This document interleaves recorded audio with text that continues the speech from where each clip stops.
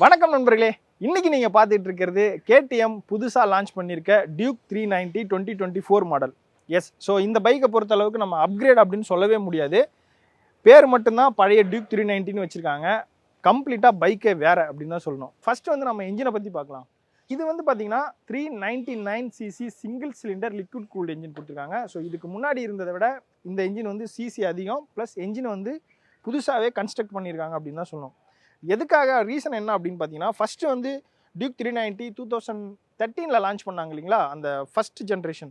So அது வந்து ரொம்ப ரா பவராக இருந்தது. அதுக்கப்புறம் அதில் இருக்க இஷ்யூஸ்லாம் ஓவர் கம் பண்ணி 2017 வந்துட்டு ஜென்ரேஷன் 2 வந்து லான்ச் பண்ணாங்க. ஸோ அதில் வந்து பார்த்தீங்கன்னா உங்களுக்கு நல்ல பாலிஷ்டாக இருக்கும், நல்லா ஷேப்டாக இருக்கும். பட் அந்த ரா பவர் வந்து அதில் இல்லை. அண்ட் இன்னொன்று என்னென்னா, டியூக் 390 செகண்ட் ஜென்ரேஷனில் அட்வென்ச்சர் மாடல் விட்டாங்க. பட் அந்த அட்வென்ச்சர் மாடல் வந்து பார்த்தீங்கன்னா அவ்வளோவா போகல, அதுக்கு நிறைய ஃப்ளா இருந்தது.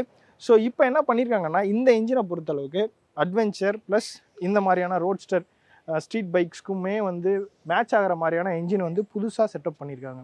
ஸோ இன்ஜின் மட்டும் இல்லை, நிறைய செட்டப் சேஞ்ச் பண்ணியிருக்காங்க. அது என்னென்னங்கிறத நான் உங்களுக்கு ஒன்று ஒன்றா சொல்கிறேன். முதல்ல இன்ஜினை பற்றி பார்க்கும்போது இதோட பவர் 46 PS பவர் ப்ரொடியூஸ் பண்ணுது 8500 RPMல. ஸோ இதுக்கு முன்னாடி இருந்த வண்டி வந்து பார்த்தீங்கன்னா உங்களுக்கு 9000 RPMல தான் ப்ரொடியூஸ் பண்ணோம் பீக் பவர்.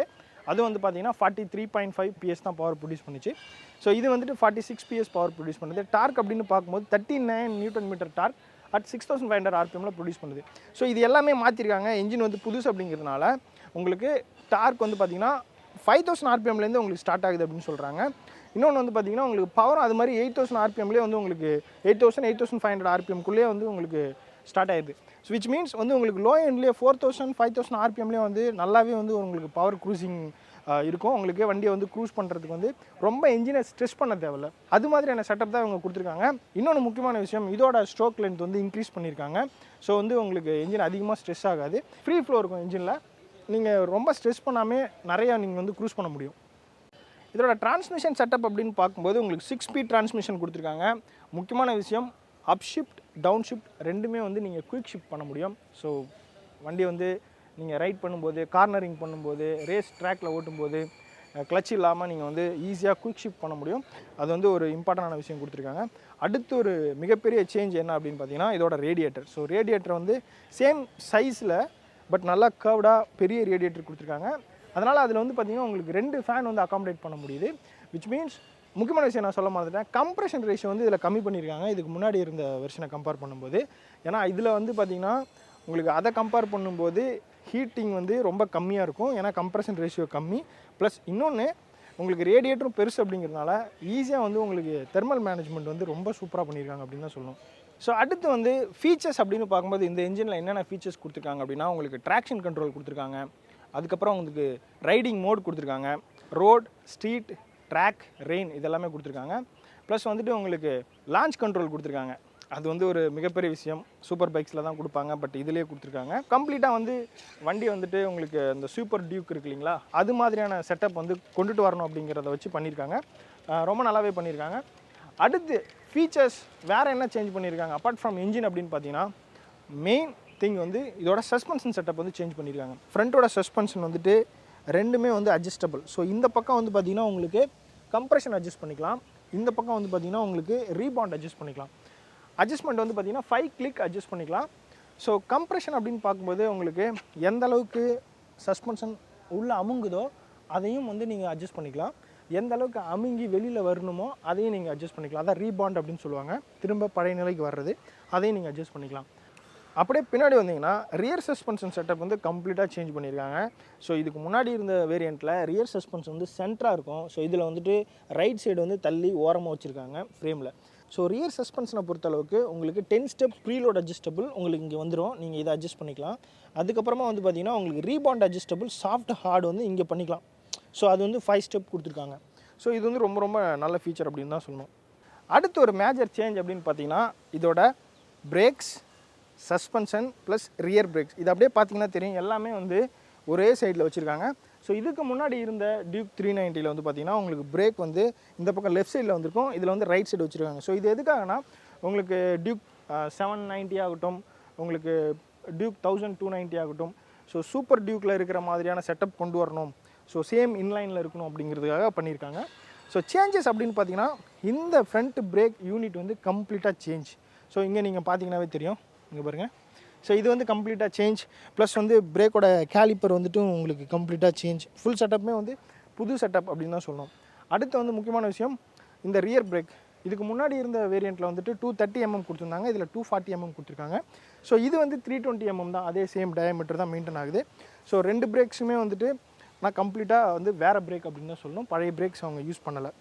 ஸோ அடுத்த இம்ப்ரூவ்மெண்ட் அப்படின்னு பார்க்கும்போது இதோட சாசி அண்ட் ஃப்ரேம். ஸோ இந்த செட்டப் பார்க்குறீங்களா, ஸ்விங்காம், இது வந்து கம்ப்ளீட்டாக புது ஸ்விங்காம். ஸோ இது நீங்கள் முன்னாடி பார்த்த ஸ்விங்காம் கிடையாது, கம்ப்ளீட்டாக ஸ்விங்காம் புதுசு. ப்ளஸ் இந்த ஃப்ரேம் இருக்குல்ல, இந்த ஃப்ரேம் வந்து பார்த்திங்கன்னா ஆஃப் ஃப்ரேம். ஸோ இது வந்து பார்த்திங்கன்னா இந்த ஃப்ரேமில் கனெக்ட் ஆகிருக்கு, இதுவும் வந்து கம்ப்ளீட்டாக நியூ. அது மாதிரி உங்களுக்கு கிராப் ரெயில் கம்ப்ளீட்டாக நியூ. ப்ளஸ் இதில் ஒரு மிகப்பெரிய அட்வான்டேஜ் என்ன அப்படின்னா 13.5 லிட்டரில் இருந்துட்டு 15 லிட்டர் ஃபியூல் டேங்க் கொடுத்துருக்காங்க. எஸ், மெட்டல் ஃபியூல் டேங்க் கொடுத்துருக்காங்க. அடுத்து ஒரு இம்பார்ட்டண்டான விஷயம், பைக்கை வந்துட்டு இவ்வளோ ஆல்ட்ரு பண்ணியும் ஒரு நல்ல விஷயம் பண்ணியிருக்காங்க. என்னென்னா சீட் ஹைட் வந்து கம்மி பண்ணியிருக்காங்க. எஸ், 800mm தான் இதில் seat height. And ground clearance வந்து இன்க்ரீஸ் பண்ணியிருக்காங்க, 183mm கிரவுண்ட் கிளியரன்ஸ் பண்ணியிருக்காங்க. ஸோ எவ்வளோ தான் வந்துட்டு நல்லது பண்ண முடியுமோ அவ்வளோ நல்லதை தூக்கி இந்த வண்டியில் என்னென்னலாம் இஷ்யூஸ் நம்ம சொன்னோமோ அதெல்லாமே வந்து ஃபிக்ஸ் பண்ணி ஒரு புது அவதார் கொண்டுட்டு வந்திருக்காங்க அப்படின்னு தான் சொல்லணும். அடுத்து ஹேண்டில் பார் செக்ஷன் அப்படின்னு பார்க்கும்போது உங்களுக்கு நிறைய சேஞ்ச் பண்ணியிருக்காங்க. ஃபஸ்ட்டு நம்ம வந்து கிரிப்லேருந்து ஸ்டார்ட் பண்ணோம். ஸோ கிரிப் வந்து ரொம்பவுமே இம்ப்ரூவ் ஆகிருக்கு, சாலிடான கிரிப்பாக இருக்குது. பார் ரெண்டு வந்து சேஞ்ச் பண்ணியிருக்காங்க, நல்லா வந்து ஒரு அழகாக சாலிடாக ஸ்வீட்டாக பார் ரெண்டு கொடுத்துருக்காங்க. அதுக்கப்புறம் சுவிட்சஸ் அப்படின்னு பார்த்தீங்கன்னா சுவிட்சஸ் வந்து கம்ப்ளீட்டாக இந்த லே அவுட் சேஞ்ச் ஆகிருக்கு. ஸோ இதில் வந்துட்டு வந்து உங்களுக்கு மேலே கீழே நேவிகேட் பண்ணுறதுக்கு கேன்சல் பட்டன் ப்ளஸ் உள்ளே போகிறதுக்கு ஓகே பட்டன் வந்து ஒரு 4 சுவிட்ச் வந்து இந்த பக்கம் கொடுத்துருக்காங்க. கீழே ஹார்ன் கொடுத்துருக்காங்க, அதுக்கு மேலே வந்து இண்டிகேட்டர் கொடுத்துருக்காங்க, அதுக்கும் மேலே உங்களுக்கு அசாட் கொடுத்துருக்காங்க. இங்கே வந்து low beam high beam integrated pass சுவிட்ச் கொடுத்துருக்காங்க. ஓகேங்களா. ரைட் சைடு அப்படின்னு பார்த்தீங்கன்னா உங்களுக்கு என்ஜின் ஆன் ஆஃப் பண்ணுறதுக்கு உண்டான சுவிட்ச் ஒன்று கொடுத்துருக்காங்க. அதுக்கப்புறம் ஒரு என்ஜின் ஸ்டார்ட் பண்ணுறதுக்கு உண்டான ஒரு புஷ் பட்டன் ஒன்று கொடுத்துருக்காங்க. So clutch and break liver அப்படின்னு பார்க்கும்போது கிளச் லிவருக்கு உண்டான அட்ஜஸ்ட்மெண்ட் வந்து இங்கே கொடுத்துருக்காங்க. ஸோ இதுக்கு முன்னாடி வந்து இந்த இடத்துல இருக்கும், இப்போ இங்கே கொடுத்துருக்காங்க. எனக்கு தெரிஞ்ச அதை விட இது கொஞ்சம் ஈஸியாக இருக்கும் ஆக்சஸ் பண்ணுறதுக்கு. ஸோ இது இங்கே கொடுத்துருக்காங்க பாருங்கள். ஸோ ஆக்சஸ் பண்ணுறது ஈஸியாக இருக்கும். சென்ஸ் என்னென்னா திருவுறதுக்கு அது கொஞ்சம் கஷ்டமாக இருக்கும். இது கொஞ்சம் நல்லாவே சின்னதாக கொடுத்துருக்கனால ஈஸியாக வந்து நீங்கள் கண்ட்ரோல் பண்ண முடியும். அடுத்து பைக்கோட வெயிட் அப்படின்னு பார்க்கும்போது உங்களுக்கு 168 kg தான். ஸோ இதுக்கு முன்னாடி இருந்ததை விட இதில் 4 kg கம்மி பண்ணியிருக்காங்க. உங்களுக்கு டவுட் வரும், எப்படா 15 litre fuel tank capacity increase பண்ணியிருக்காங்க, புது ஸ்விங்காம் போட்டிருக்காங்க, அண்ட் பிரேக்ஸு ப்ளஸ் வந்து பார்த்திங்கன்னா உங்களுக்கு சஸ்பென்ஷன் செட்டப் எல்லாமே இம்ப்ரூவ் ஆகிருக்கு, எப்படி வெயிட் கம்மியாச்சு அப்படின்னு சொன்னால் அங்கே தான் வேலை பார்த்துருக்காங்க. என்ன பண்ணியிருக்காங்க அப்படின்னா வீல் இருக்குல்ல, ரிம்மு வந்து பார்த்திங்கன்னா உங்களுக்கு பார்த்தாவே தெரியும், இது RC 390 இருந்த ரிம்மு. ஸோ வெயிட்லெஸ்ஸான ரிம்மு போட்டிருக்காங்க. அண்ட் இன்னொன்று வந்து பார்த்திங்கன்னா உங்களுக்கு இன்ஜினோட காம்போனண்ட்லேயே வந்து பார்த்திங்கன்னா வெயிட் வந்து கம்மி பண்ணியிருக்காங்க. ப்ளஸ் வந்து பார்த்திங்கன்னா உங்களுக்கு பின்னாடி கொடுத்துருந்த டயர் ஹக்கர் இருந்ததில்ல, அதுவே 900 grams, அதை வந்து ரிமூவ் பண்ணிட்டாங்க. ஸோ அதுக்கு பதிலாக இங்கே மேலே வந்து இந்த மாதிரியான செட்டப் கொடுத்துருக்காங்க. ஸோ சேர் வந்து மேலே அடிக்காமல் இருக்கிறதுக்காக நல்ல வந்து ஒரு கிரியேட்டிவான திங்கிங். ப்ளஸ் வீல் பேஸும் இன்க்ரீஸ் ஆகிருக்கு. ஸோ உங்களுக்கு வெயிட் கம்மியாக இருக்குது, நிறைய காம்போனன்ட்ஸ் ஆட் ஆகிருக்கு, நல்ல குவாலிட்டியாகவும் பண்ணியிருக்காங்க. டயர்ஸ் அப்படின்னு பார்க்கும்போது டயர்ஸில் எந்த சேஞ்சஸுமே இல்லை. இதுக்கு முன்னாடி இருந்த டியூக் 390 இருந்த சேம் செட்டப் டயர்ஸ் தான் கொடுத்துருக்காங்க. ஸோ ரியரில் வந்து பார்த்திங்கன்னா உங்களுக்கு 150 செக்ஷன் டயர் கொடுத்துருக்காங்க, ஃப்ரண்ட்டில் வந்து 110 செக்ஷன் டயர் கொடுத்துருக்காங்க, அதே வந்து 17 inch ரிம்மு தான் கொடுத்துருக்காங்க. ஸோ அடுத்து வந்து பார்த்திங்கன்னா ஒரு மேஜரான சேஞ்ச் என்னென்னா இதோட எக்ஸாஸ்ட். ஸோ இதுக்கு முன்னாடி இருந்தது வந்து பார்த்திங்கன்னா அப்ஸ்வெப்ட்டு ஃபஸ்ட்டு ஜெனில் இருந்தது அண்டர்பெல்லி எக்ஸாஸ்ட், திரும்ப வந்து அவங்க அண்டர்பெல்லி எக்ஸாஸ்ட் கன்வெர்ட் ஆகிட்டாங்க. உங்களுக்கு எக்ஸாஸ்ட் நோட் மட்டும் காமிக்கிறேன் எப்படி இருக்குன்னு பாருங்கள். எக்ஸாஸ்ட் நோட் வந்து பார்த்திங்கன்னா இது ரொம்ப மைல்டாகவும் இல்லை, ரொம்ப வந்து நாய்ஸியாகவும் இல்லை, மீடியமாக பண்ணியிருக்காங்க.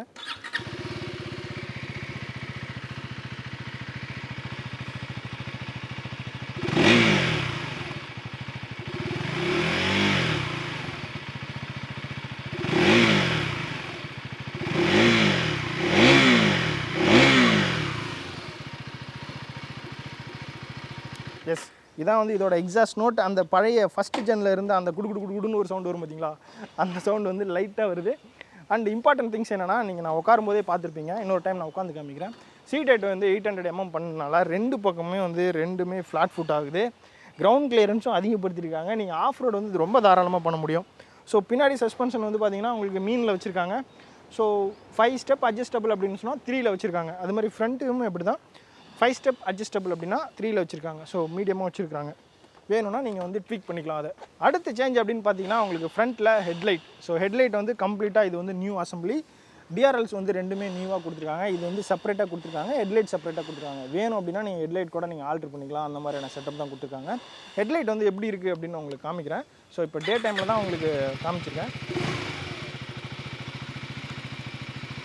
ஹை பீம், இதுதான் பேஷ்.